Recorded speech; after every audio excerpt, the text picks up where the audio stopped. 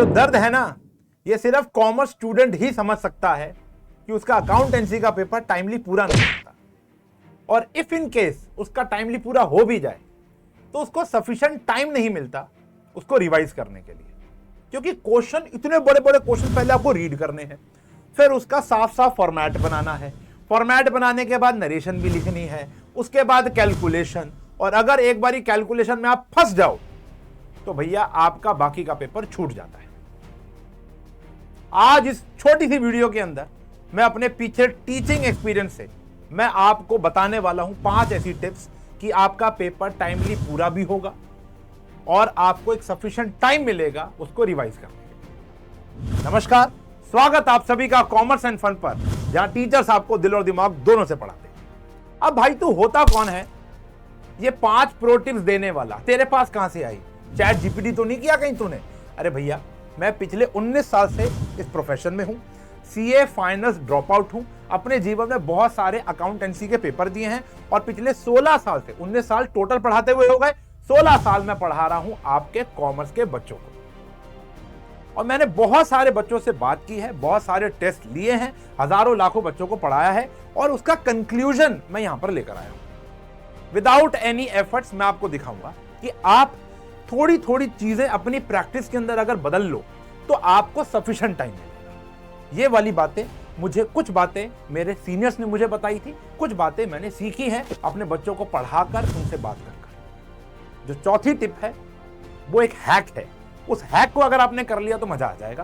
पहली बात करते हैं पहली प्रो टिप पर। पहली प्रो टिप क्या है? Avoid unnecessary calculations. जब आप पढ़ रहे होते हो ना, तब हम लोग क्या करते हैं, मैंने बच्चों की आंसर शीट देखी है, बच्चे क्या करते हैं, छोटी छोटी कैलकुलेशन को भी यहां पर सॉल्व कर रहे होते हैं। तो आपको अपने स्टडी पैटर्न के अंदर एक छोटा सा बदलाव लेकर आना है। जो पहला बदलाव यही है कि आपको छोटी छोटी कैलकुलेशंस माइंड में करनी है और जल्द से जल्द करनी है। मैं आपको यह नहीं कह रहा 160 को 18 से मल्टीप्लाई करना आपको ओरल करना पड़ेगा, नहीं। आपको क्या करना है, जैसे कुछ छोटी छोटी कैलकुलेशंस होती हैं, बच्चे फिर वहां चले जाते हैं। जैसे फॉर एग्जांपल आपने लिखा 100, 20, 80 और 70 को जोड़ना है, चाहे इनके पीछे कितने भी जीरोज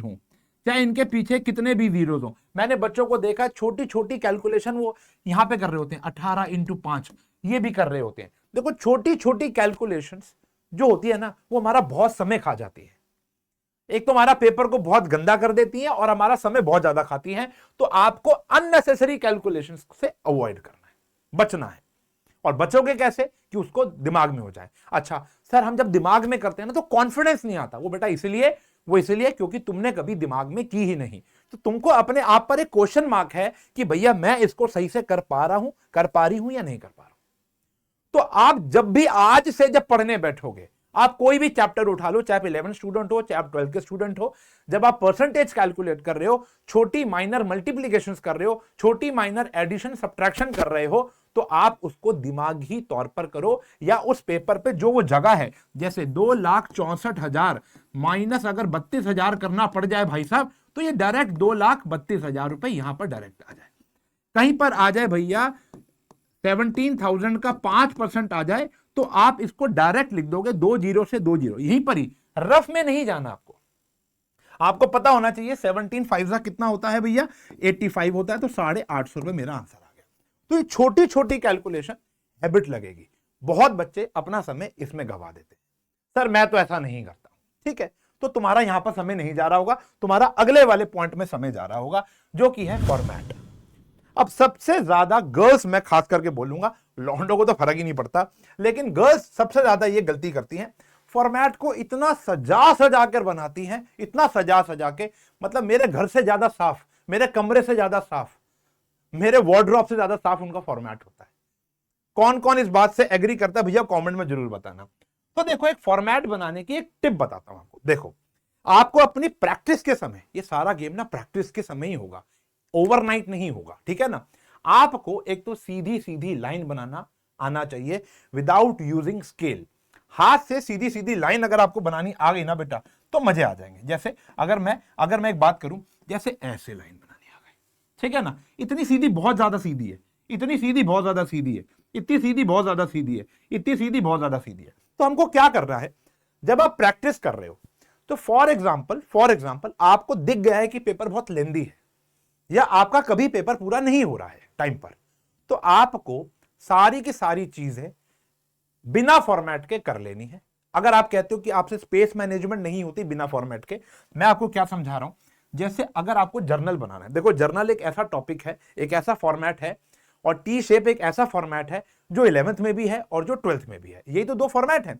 तो अगर आप जर्नल की बात कर रहे हो तो जैसे यहां पर आपने लिख दिया April number 1 cash account debit, दूर से ऐसे लिख दिया, to capital account for example, आपने ये लिख दिया और अमाउंट लिख दिया भैया 1 लाख और 1 लाख।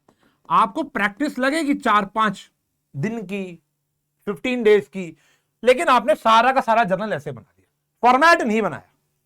अब आप देखो कि अगर आपके पास समय बचता है एट द एंड 15-20 मिनट, आधा घंटे का रिवीजन के बाद, वैसे इतना समय आधा घंटा नहीं बचता लेकिन सफिशिएंट समय बचता है, तो आप लोग फिर बनाओ, अपना घर सजाओ, मेरा प्यारा घर सजाओ। अभी मुझे बोलोगे, अब कमेंट आएगा सर आपकी भी लाइन सीधी नहीं बन रही, वो ऑब्वियस से बात है, मैं पेन कॉपी पे नहीं बना रहा।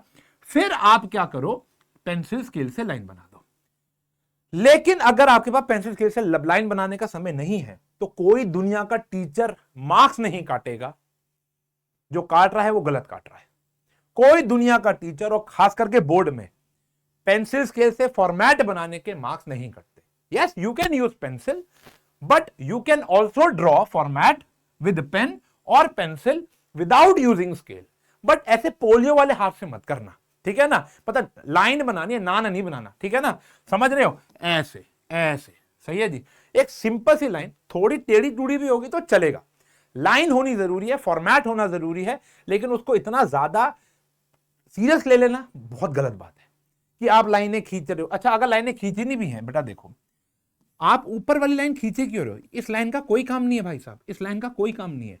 फॉर्मेट बनाओ, ये देखो ये बन गया, बस इतना ही है हमारा जर्नल का फॉर्मेट। ऊपर वाली लाइन नहीं भी खींचोगे तो चलेगा, साइड की 2 लाइन भी अवॉइड कर दोगे तो चलेगा, क्योंकि ये वाला इधर आ जाएगा और ये वाला इधर आ जाएगा। साइड की 2 लाइन भी आप अवॉइड कर सकते हो। मैं फिर क्या कह रहा हूं, format is not necessary to be prepared by using pencil और स्केल। इस बात को याद रखो और अपनी प्रैक्टिस के अंदर ऐसा कुछ करो कि आपको फॉर्मेट, जो लाइनें हैं वो लास्ट में भी बनाऊंगा, तो कहीं ना कहीं अमाउंट बीच में नहीं आएगा। स्पेस मैनेजमेंट, ये बहुत इंपॉर्टेंट वो है, टिप है। अगर आप इस पे फॉलो करोगे, इसको फॉलो करोगे, तो आपका बहुत समय बचेगा, बहुत ज्यादा समय बचेगा। तीसरी टिप पर आता हूं। फिर आता है practice with timed mock exam. अब इसके ऊपर एक कहानी सुनो। कहानी कुछ नहीं है, एक बात बताता हूं। अगर कोई ऑफलाइन वाला बच्चा या कोई ऐसा बच्चा जो मुझसे कभी ऑफलाइन में पढ़ा है या पढ़ रहा है और वो इस वीडियो को देख रहा है, तो कमेंट में जरूर बताना कि हम जब आप 10th स्टैंडर्ड में थे या आप जब 11th स्टैंडर्ड में थे, हम जब मॉक टेस्ट लेते हैं, जब भी हम मॉक टेस्ट लेते हैं अपने ऑफलाइन सेंटर्स में, तो वहां टाइम मैंने आज तक 3 घंटा नहीं दिया। जीवन में आज तक, जब से पढ़ा रहा हूं तब से कह रहा हूं, आज तक 3 घंटा दिया ही नहीं। छूटता है बच्चों का स्टार्टिंग में पेपर, 4-5 मॉक टेस्ट लेते हैं हम लोग। मैं कह रहा हूं आप ट्यूशन नहीं पढ़ रहे या हम पे डिपेंडेंट नहीं रहना चाहते, सैंपल पेपर सॉल्व करते हो ना, टाइमली करो। अपने आप को उतना अलॉटेड समय दो जितना समय आपको एग्जाम में मिलता है, उससे कम से कम आधा घंटा कम, और स्पीडली काम करो, ठीक है ना। और इसके अंदर एक प्रो टिप मैं आपको और देता हूं। जैसे इसके अंदर एक और टिप आ गई, आप पहले वो वाले क्वेश्चन, खास करके वो वाले क्वेश्चन फर्स्ट, मतलब मैं ये नहीं कह रहा कि पेपर में वही वाले क्वेश्चन करो, मैं ये कह रहा हूं कि वो वाले क्वेश्चंस आपको ज्यादा समय ओरिएंटेड में करने चाहिए, जो ज्यादा समय लेते हैं। जैसे आपके 11th स्टैंडर्ड में फाइनल अकाउंट्स होता है, 12th स्टैंडर्ड के अंदर एडमिशन होता है, समझ रहे हो, आपका रिटायरमेंट होता है, शेयर कैपिटल होता है, फाइनल अकाउंट्स हो गया, डेप्रीसिएशन हो गया, आपकी कैश बुक हो गई, ये समय ज्यादा लेते हैं। तो इन क्वेश्चंस की जब भी आप प्रैक्टिस कर रहे होगे तो आपको एक टाइमर लगा के करना है। बात समझ में आई? तो आपको यहां पर एक पता चल जाएगा कि भैया मैं कहां पर ज्यादा गलतियां कर रहा हूं। एक तो पूरा पेपर टाइमली करना है आपको, अपने आपको अलॉटेड समय से, जो 15 मिनट समय दिया जाता है उसको तो छोड़ ही दो, 3 घंटे से आधा पौना घंटा कम दो, और फिर आपको टारगेट है 2.5 घंटे में आपको वो पेपर क्या करना है बेटा, कंप्लीट करना है। पहला पॉइंट। दूसरा आप इसके साथ साथ जब आप इंडिविजुअल चैप्टर की प्रैक्टिस कर रहे हो, देखो अकाउंटिंग क्वेश्चन फटाफट हो जाता है, ठीक है ना। अगर हम 12th की बात करें, चेंज इन पीएसआर जो टॉपिक है, डिबेंचर का इशू है, रेशियो एनालिसिस है, ये बहुत फटाफट हो जाते हैं। लेकिन कैश फ्लो स्टेटमेंट बहुत समय ले जाता है भाई साहब, कैश फ्लो स्टेटमेंट बहुत ज्यादा ही समय ले जाता है। कंपैरेटिव और कॉमन साइज की परसेंटेज बहुत समय ले जाती है। फाइनल अकाउंट्स हमारा बहुत समय ले जाता है। तो आपको उन चैप्टर्स की, उन क्वेश्चंस की प्रैक्टिस टाइम के अनुसार करनी है। ये बात सबको पता होती है, लेकिन ना कोई करता नहीं है, कोई नहीं करता, कोई नहीं करता। तो ये आज से आपको करना पड़ेगा अगर आपको अपना पेपर ऑब्वियसली बात है टाइमली पूरा करना है। और अब आता है बहुत इंपॉर्टेंट हैक, वो हैक जो कि मैं अपनी सारी की सारी क्लासेस में आपसे बात करता हूं, सारी की सारी क्लासेस में बात करता हूं। अगर आप उसे फॉलो करते हो तो आपका बहुत समय बचता है। देखो हमारा ना, अब बच्चा क्या कर रहा है, बच्चा क्या कर रहा है, सुनना। मान लो ये हमारा बना एक टी शेप अकाउंट, अपना अपना रिलेट कर लो। आप 11th में हो, आप 12th में हो। अब यहां अमाउंट आ गए, सुनना बेटा, अब यहां पर अमाउंट आ गए। मान लेते हैं 20,000, फिर आ गया 500, ठीक है, फिर आ गया 50,000, और फिर आ गया भैया, चलो एक ऐसा भी ले लेते हैं 3942, ऐसा ले लिया। अब बच्चा ने ऐसा अमाउंट लिखा, ये अमाउंट लिखना गलत नहीं है, बिल्कुल सही है। फिर वो क्या करेगा, जैसे ट्रायल बैलेंस में कितने सारे अमाउंट होते हैं, बैलेंस शीट में कितने सारे अमाउंट होते हैं, फाइनल अकाउंट्स में कितने सारे अमाउंट होते हैं कि नहीं होते। तो वो क्या करेगा, अब इसको यहां पर भी लिखा, उसने मेहनत लगाई, फिर वो जाएगा रफ वर्क में, फिर वो लिखेगा देखो 20,000, फिर यहां पर लिखेगा 500, फिर यहां लिखेगा 50,000, और फिर यहां लिखेगा 3942, ऐसे लिखेगा। अरे भाई अगर तुम यहीं पर ही उसको यूनिट, टेंस, 100,000, 10,000 ऑर्डर में लिख देते, ये ऐसे ना लिखकर ऐसे लिख देते, मेरी बात समझना बेटा, ऐसे ना लिखकर स्टार्टिंग में ही, देखो अब ये ना ऑटोमेटिकली नहीं होगा, प्रैक्टिस में लेकर आना पड़ेगा। फिर उठा ले बेटा अपनी पेंसिल, और अगर पेंसिल नहीं भी उठाई, फिंगर का इस्तेमाल कब करेगा। ये आ गया 2, ये आ गया 4, 5 9 कितना हो गया बेटा 14, एक कैरी आ गया 3, ये कितना हो गया 4, और ये आ गया 7। यहां पर ही कैलकुलेशन क्यों नहीं की भाई तूने, जो चीज आप यहां लिख रहे हो फिर सारी उठा के वहां लिखोगे। और तीसरी सबसे इंपॉर्टेंट बात जो मैंने सबसे पहले बताई थी, आप बहुत ज्यादा अननेसेसरी कैलकुलेशंस करते हो। देखो ये क्या आ गया 20 और 70 हो गया ना, ये आ गया सीधा 70,500 में ये वाला जोड़ना है।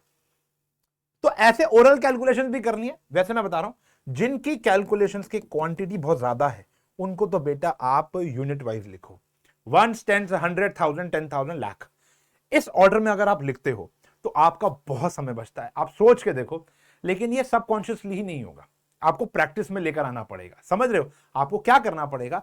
आप सोचो कि सीधा एग्जाम में जाकर मैं ऐसी प्रैक्टिस करूंगा, नहीं होगा। आपको अभी से जो भी चैप्टर आप कर रहे हो, इवन डेप्रीसिएशन, बीआरएस में बहुत सारे अमाउंट होते हैं, कैश बुक में बहुत सारे अमाउंट होते हैं, फाइनल अकाउंट्स अभी हमारा चल रहा है, ठीक है ना। उसके बाद अगर आप 12th स्टैंडर्ड में, तो लगभग हर एक टॉपिक के अंदर ही ऐसा आपको देखने को मिलता है। कैश फ्लो स्टेटमेंट हो गया, आप फिर दोबारा रफ में क्यों जाते हो। मैं देखता हूं बच्चों की आंसर शीट चेक करता हूं, वहां पे बहुत सारी ऐसे साइड में कैलकुलेशन हो रही है। मैं देखो इधर भी लिखा है भाई साहब ने, इधर भी लिखा है, ये दो टाइम क्यों वेस्ट कर रहे हो, तो बहुत टाइम बचेगा, ठीक है ना। ये टिप कैसी लगी, ये हैक कैसे लगा, कमेंट में जरूर बताना, क्या आप इसे फॉलो करने वाले हो। और लास्ट में आता है प्लान योर आंसर फर्स्ट। जब आप मॉक टेस्ट की प्रैक्टिस करते हो, देखो पहले 15 मिनट में क्या करना है, इसकी वीडियो तो मैं आपको एक अलग से बना कर दूंगा, लेकिन ना हर एक बच्चे का एक एक्सपर्टीज होती है। मैं जैसे बताता हूं, मेरे ऑफलाइन में प्रांत के बच्चे आते हैं, अलग अलग लेवल के, अलग अलग थॉट प्रोसेस के बच्चे आते हैं, और इतने सालों से आ रहे हैं, हजारों लाखों बच्चों को पढ़ा दिया अब तो मैंने। अब वो जब बच्चे पेपर अटेम्प्ट करते हैं ना, तो मैं सबकी एक इंटेंशन, सबका एक मतलब कह सकते हो हर एक बच्चे का एक पेपर अटेम्प्ट करने का स्टाइल अलग होता है। तो पहले तो आप अपना स्टाइल पहचानो। एक सवाल अक्सर हर टीचर से पूछा गया होगा, ये सवाल, और हर बच्चे के मन में आया होगा, सर पेपर पीछे से करूं या आगे से करूं। ये सवाल ही खराब है, ये सवाल ही खराब है। देखो सबसे पहले तो आपको ये प्लानिंग करनी होगी अपने मॉक टेस्ट प्रवृत्ति के अंदर। जब आप मॉक टेस्ट दे रहे हो, मॉक टेस्ट बहुत जरूरी है, बहुत जरूरी है। जब आप मॉक टेस्ट दे रहे हो, 11th के हो 12th के हो, सिलेबस खत्म होते ही मॉक टेस्ट पे लग जाओ। जितने सेल्फ प्रैक्टिस पेपर करोगे उतना समय का एक तो कंट्रोल आएगा आपके हाथ में, कैलकुलेशन स्पीड बढ़ेगी। अपनी कैलकुलेशन पे, अच्छा कैलकुलेटर इस्तेमाल नहीं करना, मां कसम लगे, तुम्हारी अपनी मां की कसम भी और तुम्हारी होने वाली उसकी भी मां की कसम, मैं पहले देके जा रहा हूं, कैलकुलेटर 11th 12th के बच्चों को इस्तेमाल नहीं करना। अगर आपका बोर्ड, आपका स्कूल अलाउ कर रहा है तो ही करना, सीबीएसई बोर्ड के अंदर ऐसा कुछ भी प्रवृत्ति नहीं है। पहला पॉइंट। दूसरा, कैलकुलेशन अपनी स्ट्रॉन्ग करने के लिए आपको मॉक टेस्ट देना पड़ेगा। जब आप मॉक टेस्ट देते हो ना, तो आप अपना एक स्टाइल बनाओ कि यार मैं पहले तो फाइनल अकाउंट्स का क्वेश्चन करूंगा, या मैं ऐसा बनाऊं कि मैं डेप्रिसिएशन का क्वेश्चन करूंगा। यार मेरे को ना टेंशन हो जाती है, तो मैं पहले एमसीक्यू नहीं करूंगा। 4 क्वेश्चन देखे यार, 4 में से मुझे डाउट होने लग गया, तो मैं एमसीक्यू पहले नहीं करूंगा। हर एक बच्चे का पेपर अटेम्प्टिंग स्टाइल अलग होता है। इस बात को जितना जल्दी जान जाओगे उतना बढ़िया। तो पहले आपको यह प्लान करना पड़ेगा कि भैया पेपर खोलते ही मुझे कौन से क्वेश्चंस पहले करने हैं। 15 मिनट में क्या करना है वो मैं आपको बाद में बताऊंगा, 11th और 12th वाले बच्चों को, दोनों को। लेकिन जब आप मॉक टेस्ट दे रहे होगे, आपको ये बात समझनी पड़ेगी, आपको एक अपना पेपर अटेम्प्टिंग स्टाइल डेवलप करना पड़ेगा। वो कैसे होगा? वो जब आप दूसरा तीसरा मॉक टेस्ट दोगे ना, आपको खुद समझ में आ जाएगा। एक प्रो टिप और ऐड कर रहा हूं, इसमें नहीं है। अकाउंटेंसी का पेपर ना भाई फोकस होकर देना पड़ता है, काम होकर देना पड़ता है, शांत दिमाग से पेपर दिया जाता है। जब हम चेक भर रहे होते हैं ना, अपने पेरेंट्स से पूछना, तो बड़े शांत दिमाग पहले क्या करते हैं, पेन चेक करते हैं, साइड में ना पेन चेक करेंगे, फिर देखेंगे अच्छा नाम क्या है, हमें पता है कि रमेश की स्पेलिंग क्या है, फिर भी हम मन में बोलते हैं RM, हाँ, कि भाई चेक खराब ना हो जाए। ओवर राइटिंग की चेक खराब हो गया, ओवर राइटिंग की चेक खराब हो गया। डेट पता है दिमाग में हमें डेट क्या है, लेकिन फिर भी आजू बाजू जो खड़ा होता है, भैया डेट क्या है कंफर्म करना, या फोन खोल के देखें अच्छा डेट यही है ना भाई साहब, क्योंकि डेट गलत डाल दी तो गया। ये अक्सर अपने पेरेंट्स से पूछना होता है। ये अकाउंटेंसी का गेम पैसों का गेम है बेटा। एक अकाउंटेंट को बड़ा काम रहना पड़ता है, जल्दबाजी में काम नहीं होगा उसका। आप अपने आप को एक ऑफिस में रखकर देखो, क्या ऑफिस में जल्दबाजी में जीएसटी थोड़ा भरोगे आप? क्या ऑफिस में जल्दबाजी में अकाउंट थोड़ा बनाओगे? बड़ा काम रह के, अच्छा ठीक, मतलब ऐसा नहीं कि एक, मतलब मैं किसी को रोस्ट नहीं कर रहा हूं कि एक सरकारी मुलाजिम की तरह काम कर लो, नहीं नहीं नहीं, आराम से काम नहीं करना, करना फोकस्ड होके। स्पीड मैटर करेगी, आराम मतलब एक फ्लो में, वो फ्लो ऑटोमेटिकली आपका डेवलप हो जाएगा मॉक टेस्ट देने से और ये टिप लगाने से। ठीक है जी, समझ में आया? तो आपको एक तो फोकस और काम। जब आप मॉक टेस्ट देने बैठो तो ऐसा नहीं है कि उठ के जा रहे हो, कभी पानी पीने जा रहे हो, कभी वॉशरूम जा रहे हो, कहीं मम्मी ने बुलाया बेटा जाकर नीचे से दही ले आ। अरे बोलो मेरा 2.5 घंटे का मॉक टेस्ट चल रहा है, 2.5 घंटे आपको उस कुर्सी से नहीं हिलना, 2.5 घंटे आपको अपना सारा सामान वहीं रखना है।